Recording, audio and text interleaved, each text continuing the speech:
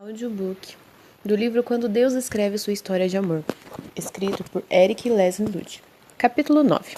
A canção mais doce pode ser um solo?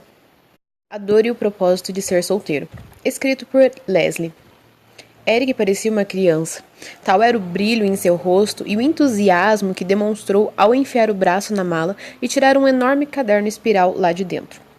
Tenho uma coisa para lhe mostrar, Les, disse ele, mal contendo a empolgação. Estávamos em lua de mel. Sem dúvida, as 2 semanas mais incríveis da minha vida. Finalmente, após uma espera que pareceu durar uma eternidade, estávamos casados. E justamente quando eu achava que já tinha descoberto o quanto Eric me amava, ele veio me mostrar uma dimensão ainda mais profunda do seu amor por mim. Está vendo todas essas cartas? Disse ele, passando as páginas do caderno. Escrevi-as para você antes de nos conhecermos. Guardei tudo para lhe mostrar em nossa lua de mel.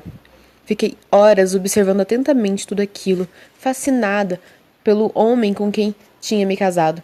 Também fiquei impressionada de ver como ele havia levado a vida de solteiro antes de nos conhecermos. Estou em uma viagem missionária na Bulgária, escreveu ele em uma delas, e quero muito que você esteja aqui comigo um dia, compartilhando a alegria de ministrar a verdade de Deus. Estou vendo um pôr do sol maravilhoso, dizia outra. Mas não é a mesma coisa sem você ao meu lado, compartilhando o momento comigo. Não sei onde você está nesse fim de tarde, mas estou orando por você. Eu te amo. Embora as cartas não fossem dirigidas especificamente a mim, meu nome poderia ter sido colocado nelas, cada uma delas à sua maneira. Falava da dedicação e do amor inesgotável que Eric tinha pela mulher com quem um dia iria compartilhar a vida. Perceber a fidelidade que ele já demonstrava por mim antes de nos conhecermos me deu muita segurança em nosso casamento. Jamais imaginei que poderia me sentir tão princesa quanto me senti naquele dia ao ler suas cartas. Que honra ter sido escolhida por Deus para ser a mulher especial que amará este homem por toda a vida. Pode parecer estranho iniciar um capítulo sobre a vida de solteiro narrando um evento da minha maravilhosa lua de mel. Mas acredite, minha intenção não é ser cruel com você, leitor. É que este capítulo não fala apenas sobre ser solteiro. Ele trata do propósito de Deus para essa fase da vida. Sempre que o Senhor nos faz passar por um período difícil, podemos suportar a dor se nos agarrarmos à esperança de que um dia entenderemos que Ele tinha um propósito naquilo, tal como Cristo, e que em troca de alegria que lhe estava proposta, suportou a cruz. Hebreus 12, 2. Podemos ter a certeza de que chegará um momento em que tudo o que passamos terá valido a pena. Quer nossa vida de solteiro termine com a realização de um sonho romântico aqui na Terra, ou tenha como desfecho uma gloriosa celebração na eternidade. O fato é que Deus tem sim um grande propósito para essa fase solo da vida. Quando Eric finalmente teve a oportunidade de me mostrar aquelas cartas, ele percebeu que todos aqueles anos de espera tinham valido a pena, bem como todas as noites chuvosas e solitárias que ele passou. E um dia, leitor, você também poderá se apropriar dessas palavras de Eric. As lutas da vida de solteiro. Se eu ouvir mais uma pessoa casada pregar que a vida de solteiro é uma dádiva de Deus, eu quebro a cara dela, declarou Bryce, um solteiro de 28 anos que conhecemos numa conferência do Texas. Bryce sente que está mais do que na hora de se casar. Parece que os casais se esquecem de como é viver sozinho. Bem, talvez a questão não seja como eles se esquecem. Possivelmente apenas bloqueiem suas lembranças dessa fase da vida, porque não desejam revivê-las. Afinal, a vida de solteiro pode sim ser um percurso solitário, sobretudo se o desejo do nosso coração for o de se casar. Todavia, será que essa fase precisa mesmo ser um inferno na Terra? Faz 8 anos que Bryce vive na mais pura infelicidade, dominado pela obsessão de encontrar a moça certa e poder finalmente quebrar a maldição da sua solteirice. Sobre muitos aspectos, ele deixou sua vida em suspenso, esperando que a questão do casamento se resolvesse, por se sentir incompleto. Não buscou identificar sua missão de vida, nem os seus alvos, tampouco aproveitou esse tempo a sós para crescer espiritualmente e se preparar de formas práticas para o casamento. Tudo o que fez foi clamar a Deus indignado que lhe mandasse uma esposa o mais rápido possível. Com isso, tornou-se um homem amargo e ressentido. Seu maior medo é morrer antes de encontrar alguém para amar. A história de Bryce ilustra a situação de muitos solteiros hoje em dia. Nós, cristãos, enquanto comunidade, temos falhado em não reconhecer o propósito de Deus para essa fase da vida. E isso tem feito os solteiros se sentirem desvalorizados e inferiores. Jean, uma jovem muito divertida e madura em sua vida espiritual, está no último ano da faculdade. Segundo ela, por onde passa, a sensação é que as pessoas lhe fazem sempre a mesma pergunta. E aí, tá namorando alguém? É muito chato ter de ouvir essa pergunta tantas vezes, admite ela. Minha vida não se resume em um relacionamento amoroso. Ela vai muito além. Tenho a faculdade, o ministério e, o mais importante, a minha vida com Deus. Mas raramente as pessoas perguntam sobre essas outras áreas.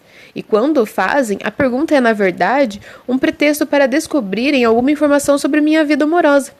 Quando a gente fica obcecado por ter alguém, é fácil começar a achar que, se não tivermos um namorado, não somos completos. Mas isso não é verdade. Eu sou uma pessoa inteira, mesmo estando solteira hoje. É realmente notável que, em meio a uma sociedade que tanto enfatiza a importância de se ter alguém, Jean compreenda que sua vida é muito mais do que simplesmente buscar um relacionamento amoroso. E o volume de pressões indiretas que ela sofre no meio secular para que encontre um companheiro é que mesmo que sofre dentro da igreja. Jean sente que falta apoio no corpo de Cristo para o seu propósito de confiar no Senhor no tocante ao seu futuro cônjuge. Já conversei com inúmeras jovens que têm vivido basicamente à espera de um marido. Acham que enquanto não se casarem, sua vida não vai começar para valer. Uma brincadeira comum de se ouvir na faculdade é: ela está aqui para obter o grau de senhora. Em outras palavras, a moça não está nem aí para os estudos. Ela só quer arrumar um esposo. Apesar dessa tentação de esperar que a vida comece apenas depois de conhecermos a pessoa com quem vamos nos casar, Deus tem sim um propósito para nós, enquanto solteiros, que não se resume em aprendermos a parte da infelicidade e da impaciência. A solteira radiante. A história de Chris. A irmã mais velha de Eric, Chris, decidiu desde muito cedo viver em fidelidade ao seu futuro marido. Aos 20 anos, ela nunca havia namorado. Alguns rapazes já tinham se interessado por ela, mas Chris não cedia. Estava esperando um homem cuja vida girasse integralmente em torno de Jesus Cristo. Alguém que não valorizasse apenas sua personalidade ou aparência física, mas que também fosse atraído pelo amor que ambos compartilhavam por Jesus. Embora desejasse profundamente se casar e ter uma família, Chris viveu os seus anos de solteira totalmente voltada para Cristo. Onde quer que ela estivesse, dedicava sua vida a Ele, amando e servindo a todos à sua volta, em vez de ficar esperando seu futuro marido aparecer, para então tocar a vida. Ela viveu de forma plena e radiante cada dia, extraindo profundo senso de realização e alegria do relacionamento apaixonado que tinha com o Senhor Jesus. Chris era, e ainda é, uma mulher bonita. Todavia, sua preocupação não era tornar-se mais atraente para o sexo oposto. Ela estava, na verdade, ocupada com o seu príncipe celestial. O único aplauso que lhe importava era o dele. Em vez de procurar se conformar com os padrões deste mundo, usou o seu tempo e a sua energia para viver o evangelho de Cristo na prática. Serviu aos pobres, deu aulas para as criancinhas, esteve no campo missionário e compartilhou as boas novas de Jesus com os que sofrem. Durante todos os seus anos de solteira, Chris não gastou tempo com uma atitude de descontentamento e autopiedade, embora certamente enfrentasse períodos de solidão. Sua única preocupação era Jesus Cristo. Certa vez, quando Chris já estava perto dos 30 e sem perspectiva de casamento, seu irmão mais novo, Mark, perguntou-lhe se ela havia sido chamada ao celibato. Ela pensou um pouco e então respondeu: "Por enquanto, sim." Que resposta incrível! Chris tinha consciência de que quaisquer que fossem os planos de Deus para sua vida no futuro, ele lhe daria a graça necessária para levar uma vida radiante e realizada, honrando a Cristo como mulher solteira, no dia chamado hoje. Ela não estava preocupada se continuaria solteira por mais 20 anos, simplesmente confiava que Deus lhe daria a cada dia a graça para viver nessa condição. Depois que ela passou dos 30, as pessoas começaram a fazer pressões para que ela fisgasse alguém enquanto ainda era tempo. Você deveria se mudar para uma cidade grande, onde há mais homens disponíveis, sugeriram alguns. Talvez você devesse se esforçar um pouco mais para chamar a atenção dos rapazes, recomendavam outros. Dar ouvidos a essas palavras bem intencionadas era bastante tentador. Afinal, rejuvenescer ela não iria. E além disso, ela tinha vontade de viver uma história de amor. Ademais, a maioria dos homens de Deus que ela conhecia já estava casado. E se ela nunca encontrasse alguém? E se ela nunca se casasse? Em meio a tudo isso, as doces palavras de seu príncipe ecoavam na sua alma: Eu te basto? Com isso, Cristo tomou a firme decisão de permanecer totalmente separada para o Senhor, mesmo que ele nunca lhe trouxesse um companheiro. Sua prioridade e fonte de realização não era a esperança de um dia viver um romance, mas sim Jesus Cristo. Certa vez, Chris estava ministrando um estudo bíblico e um jovem, chamado Scott, entrou na sala. Ele tinha 36 anos e nunca havia entregado seu coração a uma mulher. Durante toda a vida, havia esperado fielmente que Deus lhe trouxesse uma princesa semelhante a Cristo. Naquele dia, ao ouvir Chris falar de Jesus com tanto fervor, Scott ficou fascinado. Os olhos dela e todo o seu semblante brilhavam conforme ela discorria sobre o amado de sua alma. Ela parecia não ligar a mínima de se sua avassaladora paixão por Cristo lhe fizesse parecer tola aos olhos do mundo. Scott nunca tinha visto uma mulher tão radiante, tampouco um amor tão forte e absoluto pelo Senhor. Na semana seguinte, ele voltou ao estudo, e na outra também. Pouco depois, os dois se tornaram grandes amigos, atraídos pelo amor que ambos tinham por Cristo. Quanto mais Scott observava a vida de Chris, mais fascinado ficava. Ela não era como as outras mulheres, nem mesmo como as moças da igreja. Nunca mudava o seu jeito de ser quando estava perto dele. Tampouco tentava chamar a atenção para si. Ela estava muito mais preocupada com Cristo do que tentar virar a cabeça dele ou conquistar seu coração. Chris possuía um belíssimo brilho interior que encantava Scott. Quanto mais convivia com ela, mais atraído ele era a Jesus Cristo. Após 2 anos de amizade, ele a pediu em casamento. E após orar bastante, ela aceitou. A amizade e o relacionamento amoroso dos dois foi algo lindo, cheio de afeto, doçura e pureza, com Cristo sempre no centro. Fui convidada a cantar no casamento deles, para acrescentar. Os convidados tomaram assento, os instrumentos deram os primeiros acordes e eu iniciei a canção. Porém, no momento em que ela entrou na igreja, toda radiante, em seu vestido branco, senti um nó na garganta de tanta emoção. Não conseguia emitir som algum. O salão foi inundado pela radiante presença de Deus. Era quase como se eu pudesse ver Jesus ali em pé, aplaudindo, os olhos cheios de amor e o rosto coberto de lágrimas, ao ver sua preciosa princesa caminhar pela passarela radiante. Tamanha a sua pureza. Chris havia permanecido fiel e separada para o Senhor e para o seu futuro marido desde os 12 anos. Naquele dia, estava recebendo a bênção de Deus, a recompensa que ele tinha para ela. Foi a cerimônia de casamento mais romântica, incrível e bela que já assisti, incluindo o meu próprio casamento, que, na minha humilde opinião, ficou em segundo lugar por muito pouco. Hoje, Scott e Chris têm 3 lindos filhos, uma menina e 2 meninos. O sonho que ela tinha de ter uma família se concretizou. Apesar disso, o alicerce de sua vida continua sendo o relacionamento permanente e apaixonado que ela tem com Jesus Cristo. Continua sendo o primeiro amor e o Senhor da sua vida, e toda a estonteante beleza que ela possui decorre da vida resplandecente do Senhor dentro dela. Ele nos basta? Antes de Eric entrar em minha vida, eu vinha me esforçando para esperar pelo meu futuro marido, em fidelidade, e separar minha vida, o meu corpo, minha mente e o meu coração, para ele. Porém, em certos momentos, a solidão e a impaciência obscureciam minha visão. Algumas vezes eu perdia de vista o fato de que estava vivendo em pureza, por amor ao meu rei, e não apenas para poder colher como recompensa uma história de amor escrita por Deus. Nesses momentos eu acreditava na mentira de que só poderia ser realmente feliz ou realizada se Deus trouxesse o dito cujo à minha vida. O grande desejo do meu coração era me casar. Um dia, uma amiga usou as palavras do Salmos 37, verso 4, para me dar um ânimo. Agrada-te do Senhor, e Ele satisfará os desejos do teu coração.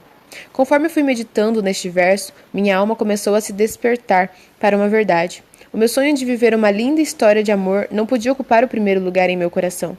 Cristo só poderia satisfazer aos desejos que eu tinha se Ele se tornasse o meu verdadeiro deleite e a razão da minha vida.